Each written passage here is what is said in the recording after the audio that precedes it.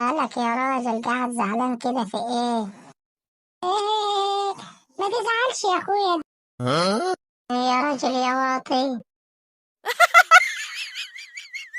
قالك يا راجل قاعد زعلان كده في ايه؟ اصل انا يا ولية حلمت حلم وحش قوي. خير، اللهم اجعله خير. يا ترى حلمت بيه؟ احكيلي. حلمت اني اتجوزت عليكي ومراتي الجديدة بتجري وراك عاوزة تقتلك، بس ما عرفتش تقتلك. ايه، ما تزعلش يا اخويا، ده حلم، ده مجرد حلم. ايه اللي يزعلك؟ مضايقش نفسك يا حاج. هو ده اللي مضايقني يا ولية، ان هو حلم. يا راجل يا واطي.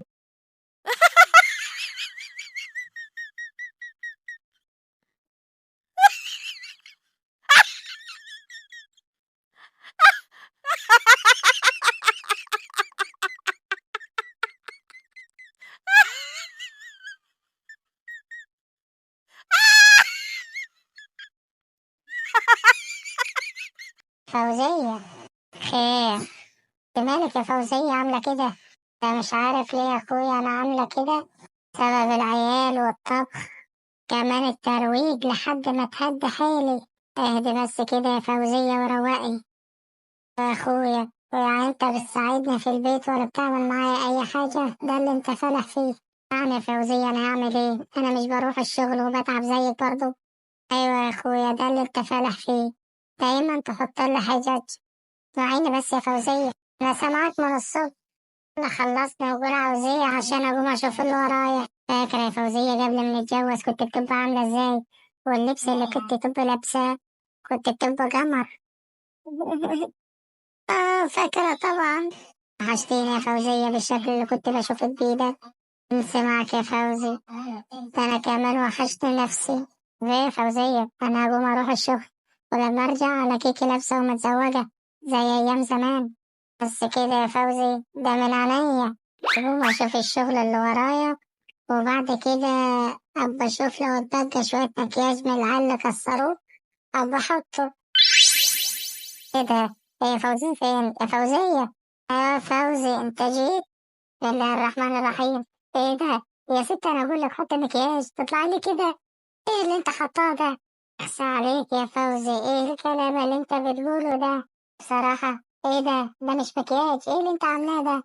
ما أنا بعد ما خلصت اللي ورايا رحت أحط مكياج، لقيت إن العيال كسروه ومخلوش فيه حاجة خالص، فما لقيتش غير البوية اللي أنت جايبها تتين بها الحمام، فقلت مش هكسر بخاطر فوزي حبيبي وأروح أحط بينها وخلاص.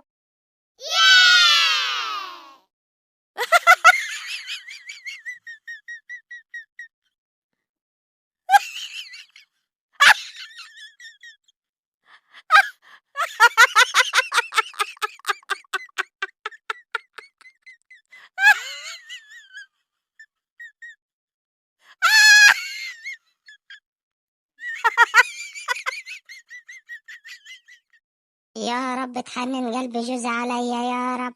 يا رب. يا رب كل ما اطلب منه حاجة ما يقوليش لأ. عاوز اخرج يقول لي اتفضلي. عاوزة فلوس يقول لي خدي. مش عاوز اعمل اكل يقول لي براحتك.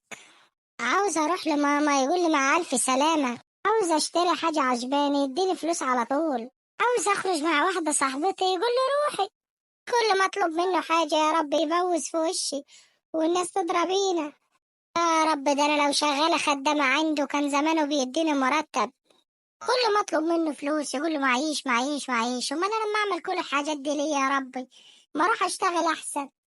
يا رب استجب دعوتي يا رب. هو انا خسارة فيا الحاجات دي؟ اه يا حبيبتي دي خسارة ليا. انت بتضربني؟ طب انا اموت نفسي. يخرب بيتك انت بتعمل ايه؟ عشان ايه كل ده؟